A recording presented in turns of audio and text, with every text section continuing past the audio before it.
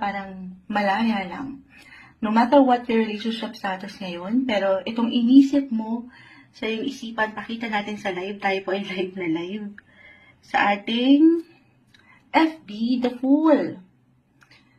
Excited. Excited siya para sa'yo, or sa inyong connection. Andito yung pagiging masaya. At the same time, parang wala nang pakialam sa ilang pwedeng sabihin ng iba. Reversal tayo, yung energy. So, somehow, maaring mag-apply din sa'yo yung ilang messages. Pero ito, sabi ko nga, diretsahan tayo ngayon. Yung pinaka maaring gusto niyang iparating sa'yo ngayon ay masaya siya para sa'yo, or nagiging masaya siya yung pakiramdam niya towards you. Ito yung aura niya, excited, or ito yung excitement, happiness, yung pagkakontento, at as well as yung parang may ilang